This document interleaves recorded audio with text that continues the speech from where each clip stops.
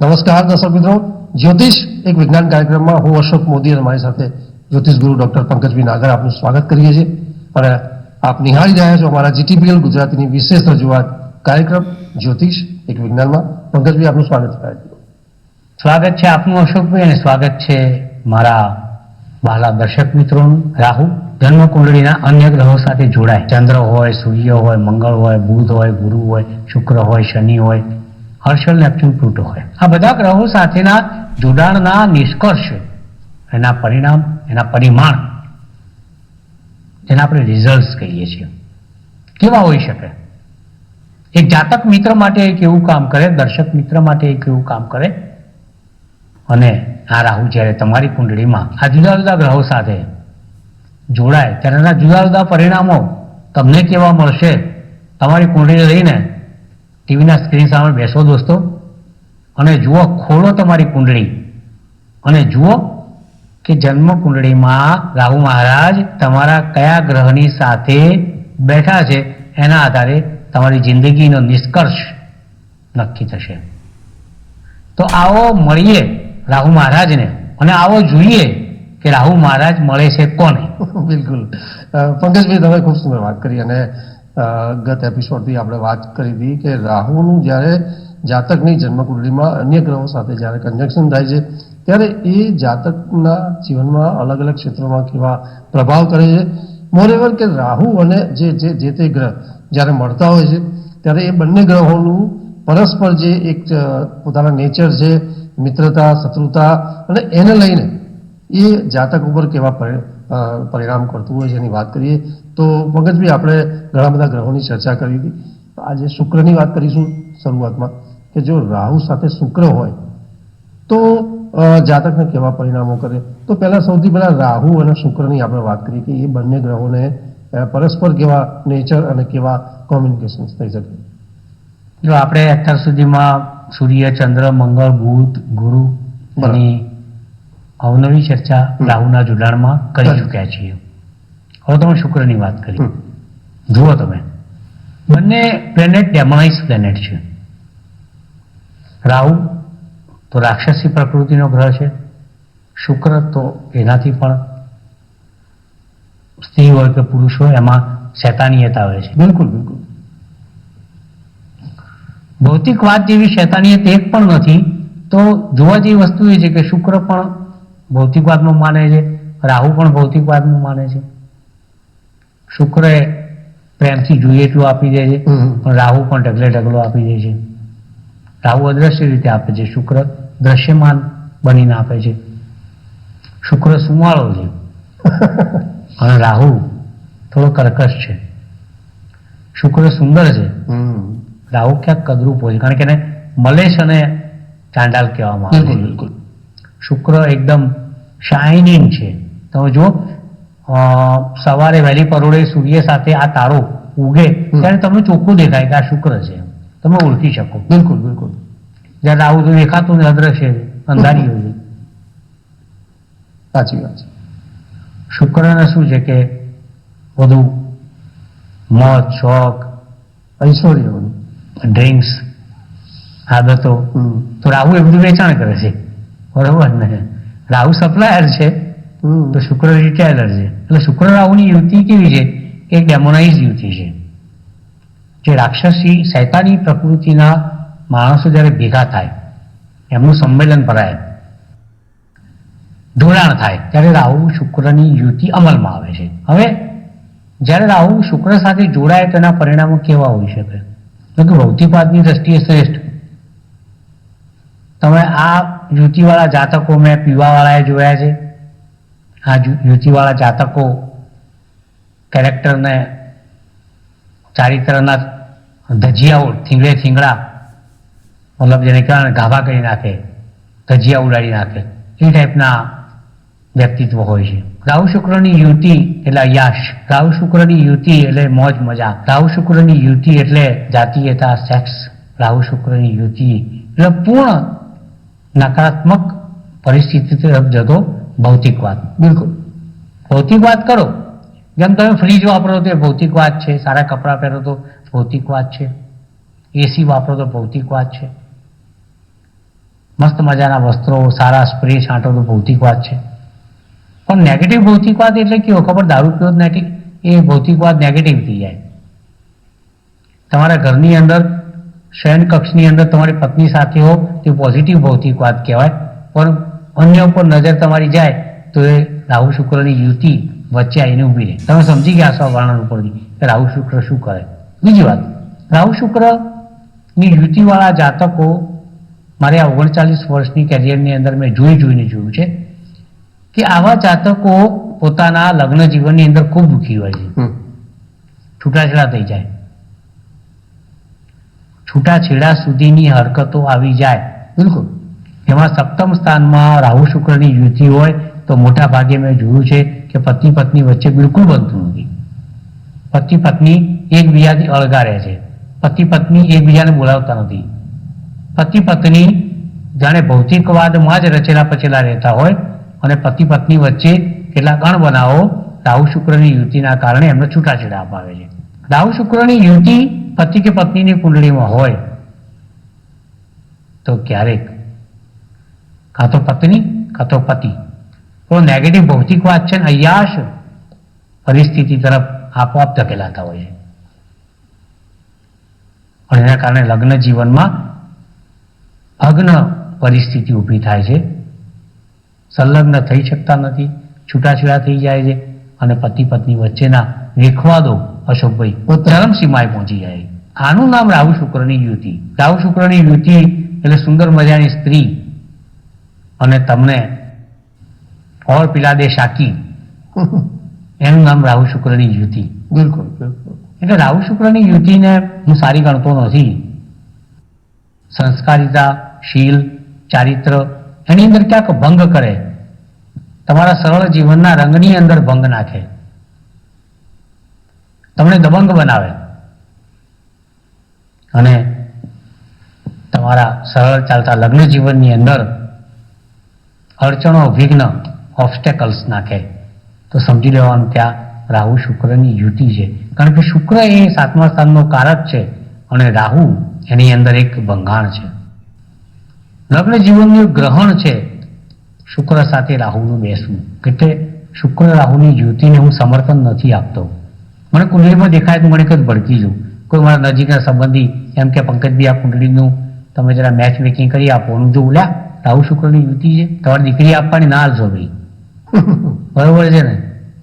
સાચી વાત. એટલે મોટા ભાગે રાહુ શુક્રની યુતિ કંઈ ને કંઈ નાના મોટા પ્રશ્નો ઉપસ્થિત કરતી હોય છે. ખાસ કરીને લગ્ન જીવનમાં રાહુ શુક્રની યુતિ તમને અય્યાશ બનાવતી હોય છે. રાહુ શુક્રની યુતિ તમારા સરળ જીવનને શૈતાની બનાવતી હોય છે. રાહુ શુક્રની યુતિ માનવને રાક્ષસ બનાવતી હોય છે. એનું નામ રાહુ શુક્રની યુતિ. સો બીવેર ઓફ રાહુ શુક્રની યુતિ આ મારી એક એડવાઇસ છે. આવો આગળ વધીએ. બિલકુલ. એ પછી પંકજભાઈ જો વાત કરીએ કે રાહુની સાથે અન્ય ગ્રહોની ચર્ચામાં આપણે જે ગ્રહોમાં શનિની વાત કરીશું તો જાતકની કુંડળીના સ્થાનમાં જો રાહુ અને શનિ આવી જાય તો આપણે અત્યાર સુધીમાં તમારી ચર્ચામાં જોયું કે ભાઈ રાહુ શનિ થોડી મિત્રતા ભાવ હોય છે અને એ સારા હોય. પણ સારા નશા પરિણામોની આપણે જ્યારે ચર્ચા કરી રહ્યા છીએ બંને સિક્કાની બે બાજુની વાત, તો હું ઈચ્છીશ કે આપણે જાતકને એ પણ જણાવીશું કે રાહુ શનિ ક્યાંક નશા પણ હોય અથવા તો સારા પરિણામ બી શું છે એની વાત કરીએ. રાહુ શુક્રની યુતિ તો આ બંને મિત્રો મેં કહ્યું પહેલા. પછી શનિ રાહુની યુતિ તો પણ એ મિત્રની યુતિ છે.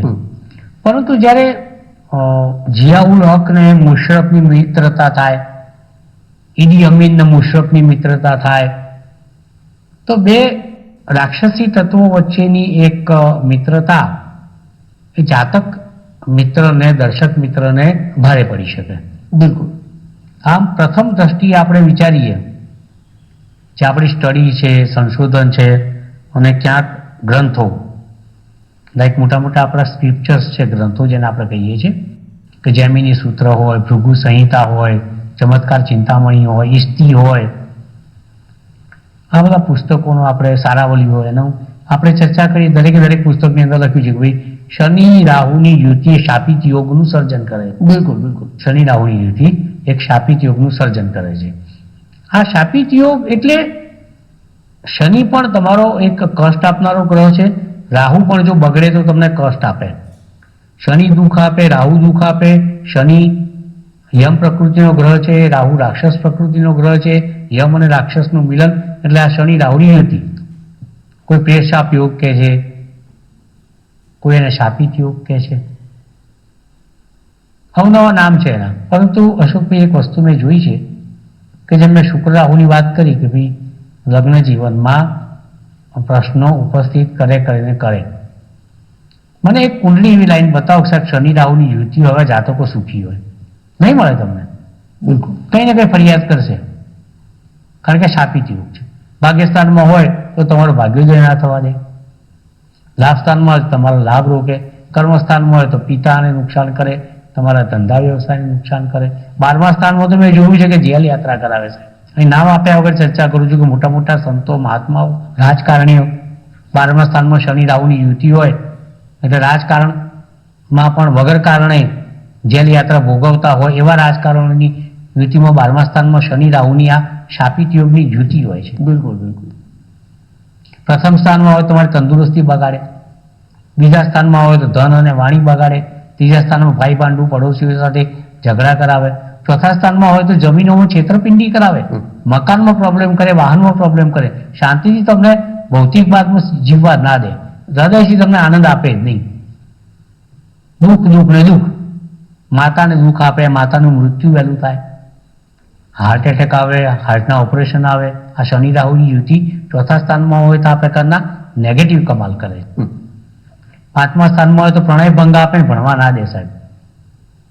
મેં હમણાં જ એક વિદ્યાર્થીની વાત કરું કે મુંબઈથી એક ભાઈ એના દીકરાને લઈને મારી પાસે આવેલા અને મને કે પંકજભાઈ યાર CA નું 8 વર્ષથી કર્યા કરે છે.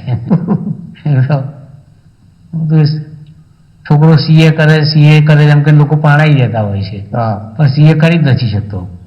આ છોકરો 8 વર્ષથી CA કરે છે. મને શક તો પડે 5મા સ્થાનમાં ખરાબ ગ્રહો હોય તો જ આવી ઘટના બને. મેં કુંડલી ખોલી જોયું તો 5મા સ્થાનમાં શનિ રાહુ હતો. મેં કીધું ભાઈ યાર તમે શું કરા ખાલી ખોટા જ્યોતિષીઓ પાડીએ અહીંથી તઈ કરીને પૈસા બગાડો છો. તમારો દીકરો કદી CA નહીં થાય. તમારે કરાવવાની જરૂર હતી BA, એની જગ્યાએ સપનું આપ્યું CA નું.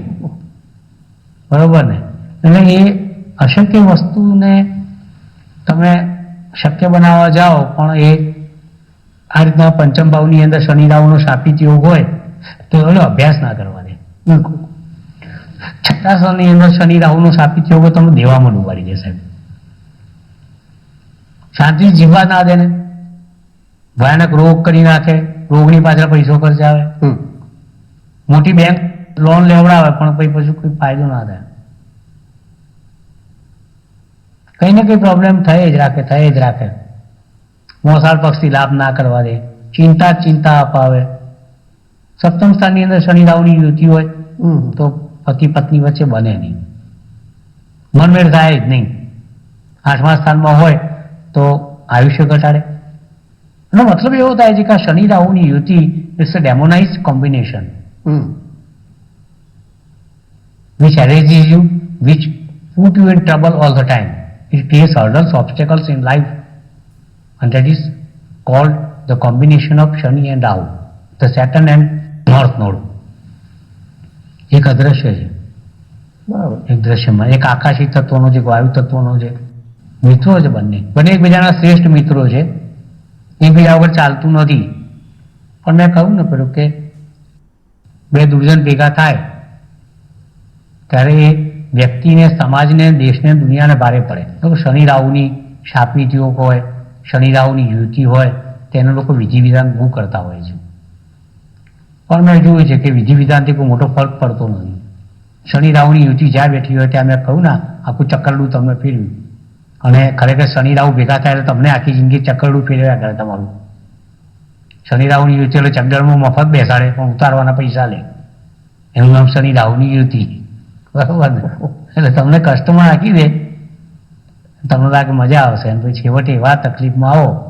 આ શનિ રાહુની યુતિને એટલા માટે પ્રેત શાપ યોગ કહે છે, શાપિત યોગ કહે છે, કષ્ટ યોગ કહે છે. એનું કારણ શું છે કે બંને એ પ્રકારના ગ્રહો છે.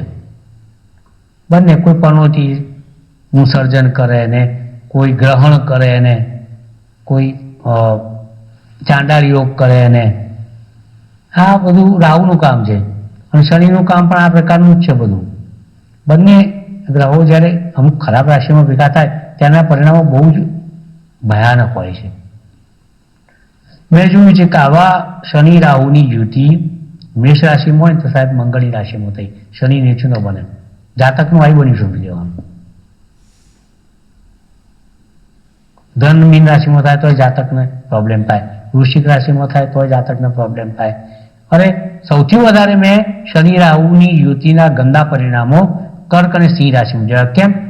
કર્ક રાશિ ચંદ્રની થાય, બે અને ચંદ્ર ગમતો જ નથી. શનિ એની વિષ યોગ કરે અને પેલું ગ્રહણ યોગ કરે. સિંહમાં સૂર્યની રાશિ છે, એમાં ગ્રહણ યોગ થઈ જાય.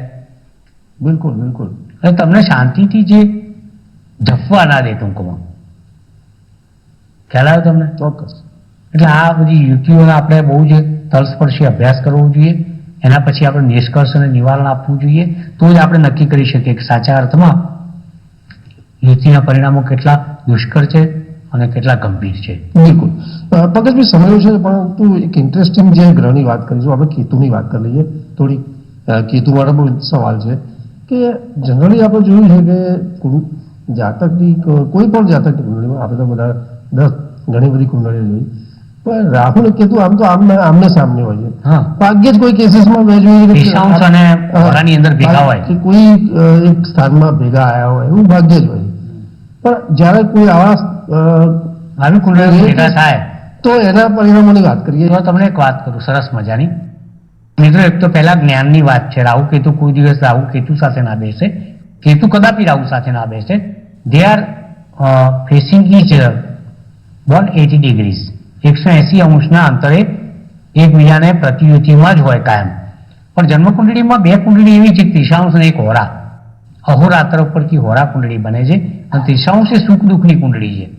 ત્રિશાંશમાં રાહુ કેતુ સાથે બેસે, પણ જો એ ત્રિશાંશની અંદર રાહુ કેતુ સૂર્યની સાથે બેસી જાય તેની જિંદગી બહુ જ કષ્ટદાયક નીવડે. હવે એ કુંડળી જન્મકુંડળીની આપણે ચર્ચા કરીએ છીએ એટલે આ પોઈન્ટ આપોઆપ ઉડી જાય છે. કારણ જન્મકુંડળીમાં તો કોઈ દિવસ રાહુ કેતુ ભેગા થવાના જ નથી. બિલકુલ. એ વાત સ્થાને છે. આવો બીજી કોઈ ચર્ચા કરીએ. બિલકુલ પંકજભાઈ, એ પછી જો વાત કરીએ તો આપણે જે અંગ્રેજી ગ્રહોની વાત કરીએ એને પણ આપણે કદાચ અસાધારણ ના લઈ શકાય, પણ સવાલો પણ છે દર્શક મિત્રોના.